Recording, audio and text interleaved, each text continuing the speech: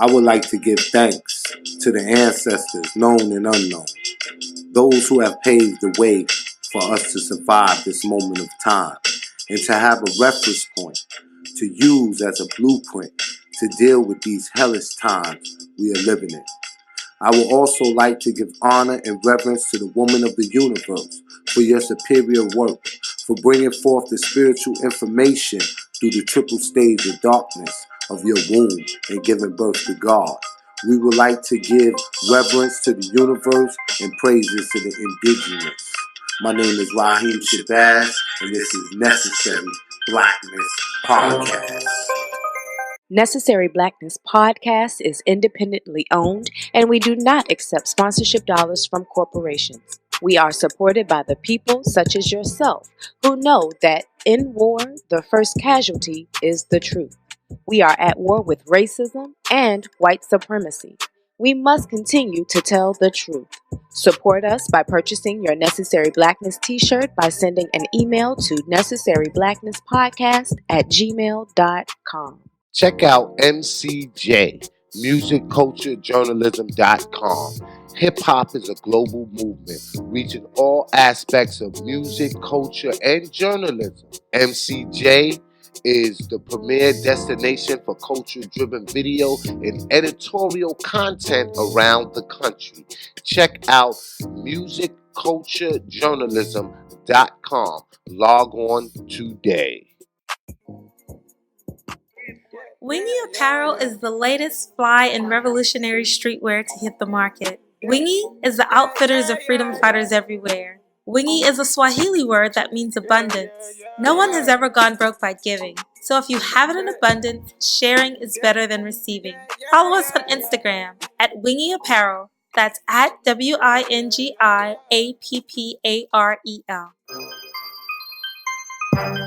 Necessary Blackness Podcast, every Wednesday at 6 p.m. with award-winning journalist and filmmaker Raheem Shabazz.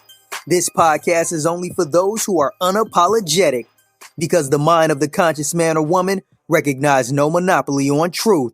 Truth is relative and always to be sought. Peace and power, Black family. This is your host, Raheem Shabazz, and we are here for another episode of Necessary Blackness Podcast.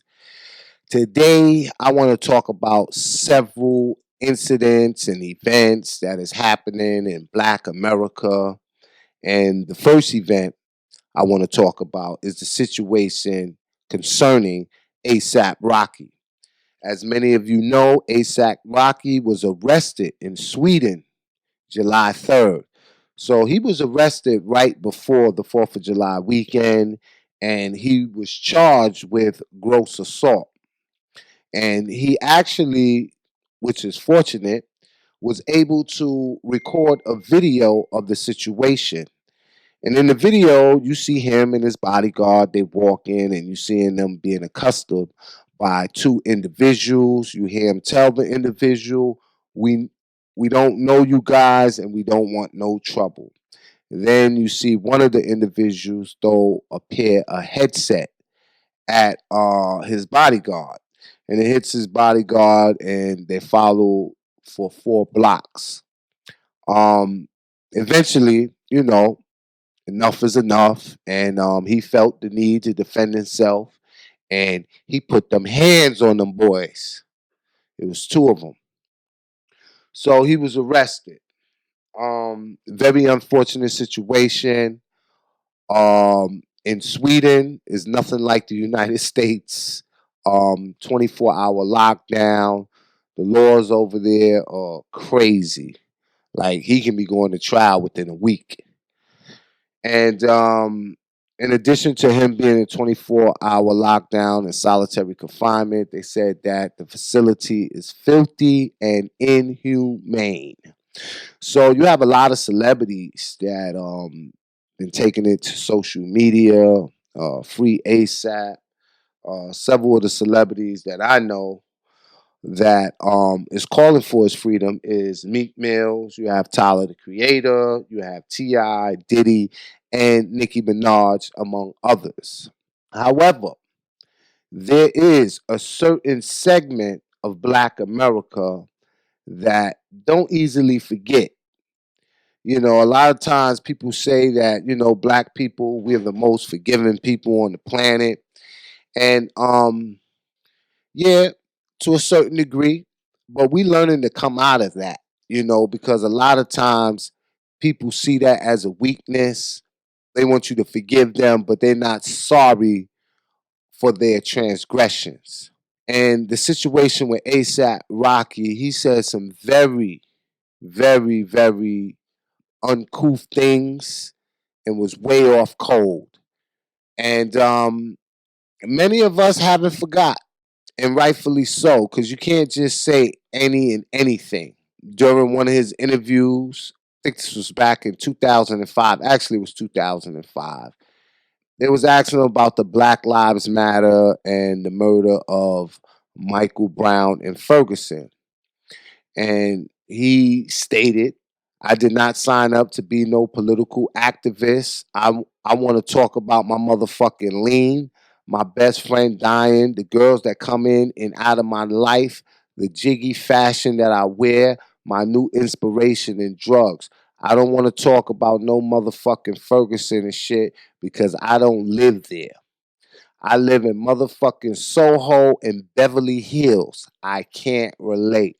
Well, ASAP Rocky, we know you to live in Harlem. That is where you grew up at. That is where you started your career at and became a rapper. And a lot of times when people get to a certain stature and certain notoriety, they forget where they came from. You could have been Michael Brown walking down 125th Street in Harlem. You could be Michael Brown over in Sweden. See, a lot of times individuals, they get around people and money and they have a proximity to whiteness and they start to forget who they are. You can't relate. Well, guess what? They're going to make you feel like a black man in Sweden. And that's exactly what they're doing. Now, as many of y'all know, I am against all forms of incarceration. My documentary, The School to Prison Pipeline, we talk about how it's a money racket and the disproportionate amount of blacks that are in prison. So I don't want to see no brother in jail. But at the same time, I'm not going to be an individual that comes to the rescue for someone that is geometrically opposed to everything I stand for. I stand for my blackness and I'm unapologetic in that. So when an individual say unforgiving things that is counterproductive to Black America, they got to suffer the consequences. Now, I believe everyone has the capacity to change, and hopefully his time in Stockholm, Sweden will awaken his consciousness. But I find it very ironic that the city that he's being held in captivity in is named Stockholm.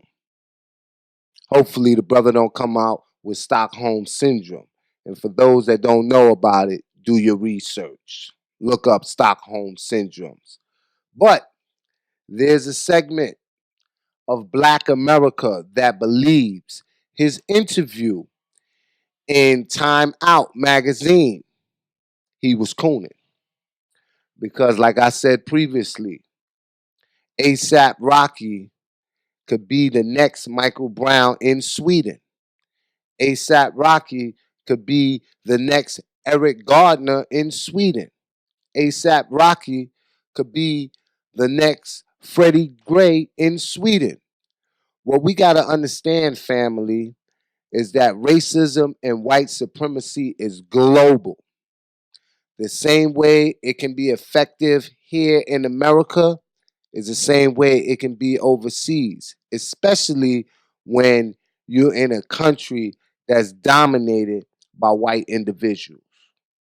Let's move on to our next subject, and we're going to continue on speaking about cooning. And our next story is about a group of black pastors, and they call themselves the Coalition of African American Pastors. And they are petitioning Nike and demanding that Nike drop Colin Kaepernick. Now, I don't know if many of you are familiar with the backstory, but Nike put out a shoe and it had the Betsy Ross flag on it with the 13 stripes representing the 13 colonies that was opposed to ending slavery. Do your history, family. And Colin Kaepernick let Nike know that this flag doesn't stand for what he stands for, which is freedom, justice, and equality, and that they should pull it. And what Nike did, rightfully so, they pulled the sneaker. They did a recall on it. Seems like a group of black pastors are upset. So they're petitioning Nike to drop Colin Kaepernick, which they're not going to do. But in a petition, they said, I hope you will understand how dismayed we were to learn that your company decided to pull a specially designed shoe that celebrates American independence and the Betsy Ross flag. Colin Kaepernick's views on America and the flag are fringe opinion, not shared by any of us, especially the African Americans who marched against segregation with Dr. Martin Luther King. And this came from Reverend Williams Owens. Now, I don't know Reverend Williams Owens, but he sounds like every other pastor or reverend or civil rights leader that tried to invoke the name of Martin Luther King as if to say that they're on the right side of history by using the man's name. Now, I know for a fact that if Martin Luther King was alive today, that he would be opposed to a flag from Betsy Ross. But I digress. So we're going to speak about some more issues that's happening in Black America. But before we do that, I want to play y'all a snippet of Khalid Muhammad speaking about Black nationalism. Because that's what it's about. It's about Black nationalism, being on code, and being unapologetic. And after the clip, we're going to go to a quick commercial break, and then we're going to come back. Whatever your philosophy and ideology is of your organization, stay right with your organization. Just accept Black nationalism as your major goal and objective. He said, if you're in the church, stay right in the church and organize in the church. You don't have to leave the church. We want to build an African United Front. We want revolutionary Christians. We want revolutionary Muslims. We want revolutionary Black Hebrews. We want revolutionary Yoruba. We want revolutionary Black men and women who believe in the principles of Maya and study ancient Kemet. We want revolutionary atheists. We want revolutionary agnostics. We want revolutionary socialists. We want revolutionaries no matter what school or movement or organization you come from. We must build an African United Front. And we must accept revolution. Persons interested in broadcasting a commercial can reach us via email at necessaryblacknesspodcast@gmail.com. Necessary Blackness is distributed on all major podcast platforms: iTunes, Stitcher, iHeart, SoundCloud, Podomatic, and Google Play. We'll also promote your business and product across our various social media networks, reaching over 100,000 people daily. The creators of Elementary Genocide Part 1, The School to Prison Pipeline, and Part 2, The Board of Education versus the Board of Incarceration, present the third installment, Academic Holocaust. Each film produced, directed, and personally funded by writer Raheem Shabazz. Hollywood Chronicles says the documentary Elementary Genocide turns a critical eye towards the dehumanizing educational environment that criminalizes Black and brown youth by funneling them from schools to prisons.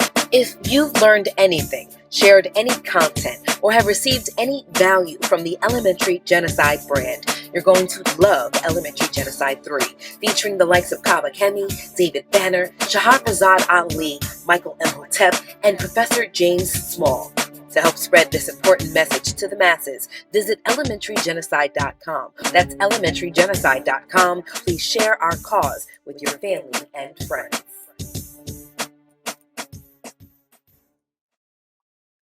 Now we are back from our quick commercial break. And the latest news to hit the wire is the police that murdered Eric Garner in cold blood will not be persecuted by the federal government.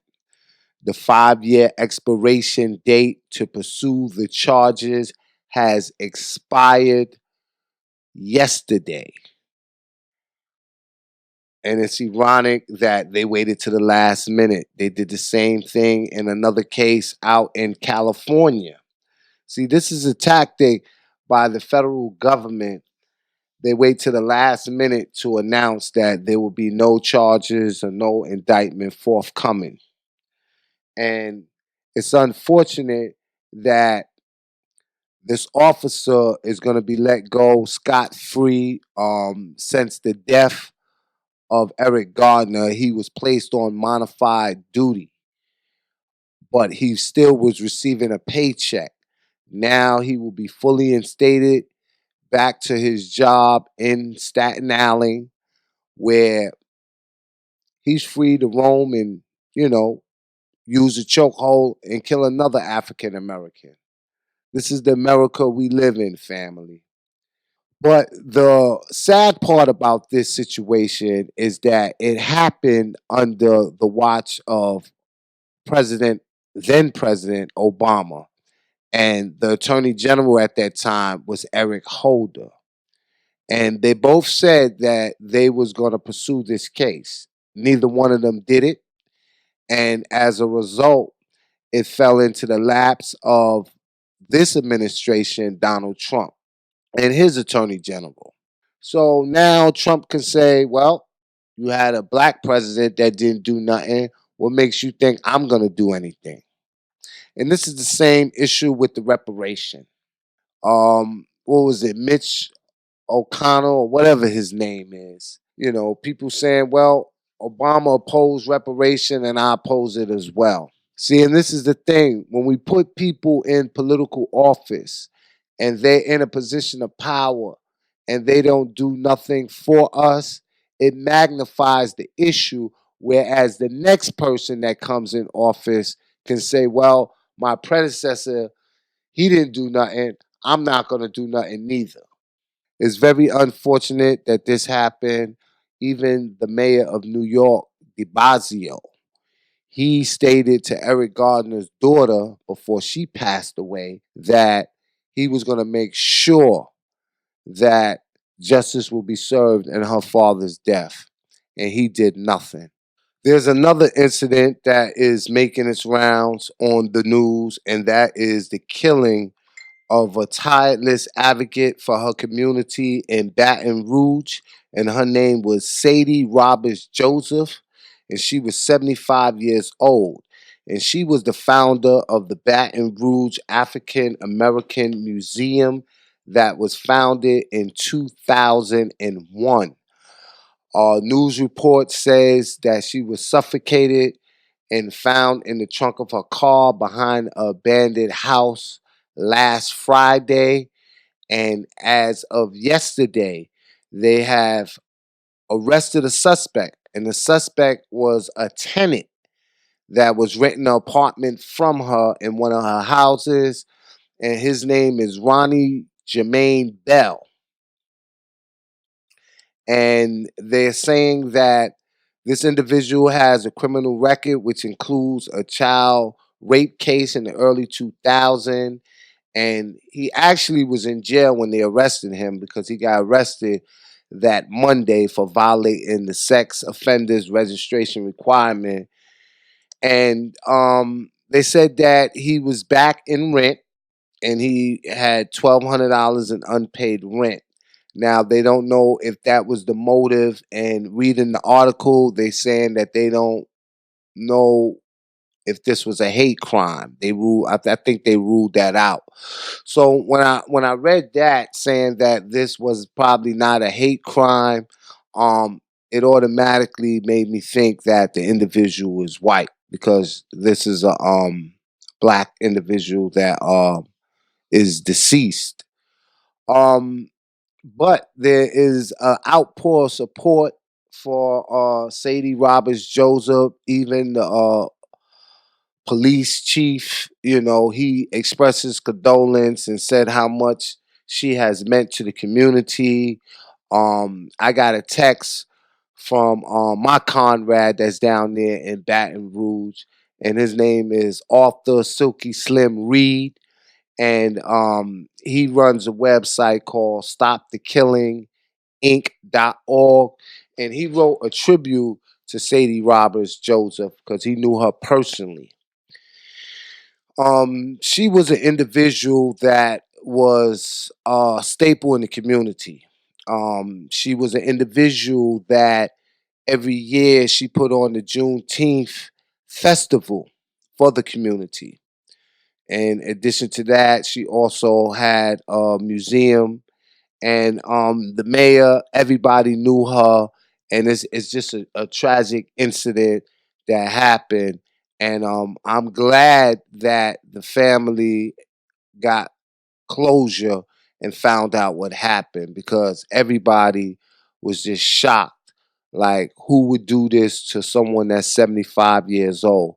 And now we know that it was an individual that was a tenant in one of her apartments that she was renting out, and that this individual was a sex offender. So we're gonna report more on this. Hopefully, we can get Arthur Silky Slim Reed on the phone, and he can give us a little more insight on the life of Sadie Roberts-Joseph and what is actually happening in Baton Rouge. I just want to give a condolence out to her family, her loved ones, and everybody in Baton Rouge for this tragedy incident. So, ladies and gentlemen, that is it for me right here at Necessary Blackness Podcast. I have a busy day tomorrow. In fact, this entire weekend is going to be extremely busy for me. Make sure y'all check out Elementary Genocide 1, 2, and 3 if you don't already have it. That's the school to prison pipeline, the Board of Education versus the Board of Incarceration. And the last and final installment is Academic Holocaust. You can get that on elementarygenocide.com. Make sure you get it from our website. Also, be sure to log on to musicculturejournalism.com. Make sure y'all check out the Facebook, Twitter, YouTube, and IG page. That's musicculturejournalism.com. It is the premier destination for culture-driven video and editorial content around the country.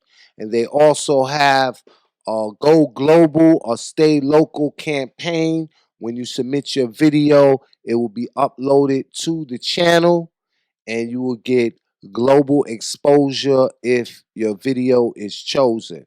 So I will see you next week, same time, same place. This is Raheem Shabazz, and you are tuned in to Necessary Blackness Podcast. Peace and power, Black family. The problem is actually the same. You should never be deceived into feeling that you are being treated, that the problem is any different today than it was 200 or 300 years ago. Your problem started when they snatched the first African off the African continent, and your problem has not ended yet. It's the same problem.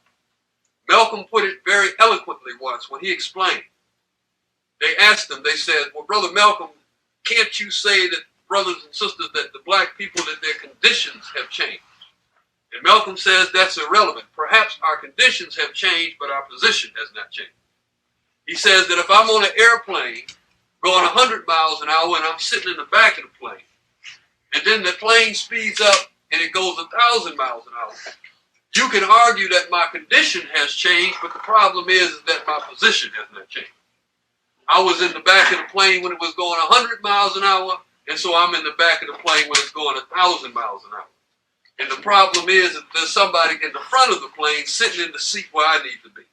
There's somebody driving the plane or flying the plane that's sitting in the seat that I need to be in. Because if anybody can speed the plane up, then surely enough, they can slow the plane down. And this is the situation that we find ourselves in today. There's all kinds of decisions which the Supreme Court of the United States has reached in the past saying that black folks had the right to jobs or affirmative rights, affirmative action. Various different decisions which have been made, which were said to be the promise of freedom. They've taken it all back, and they're taking it all back. We're having jobs snatched from us. We're having various different educational situations snatched from us. We're declining in virtually every area of human endeavor. And so when we look at ourselves today, we realize that the problem is a lack of self-determination. The problem is a lack of self-defense. The problem is a lack of self-respect. If you had the proper self-defense, the ability to defend yourself, then you wouldn't have Brother King being beaten to death by Los Angeles police out there a few weeks ago.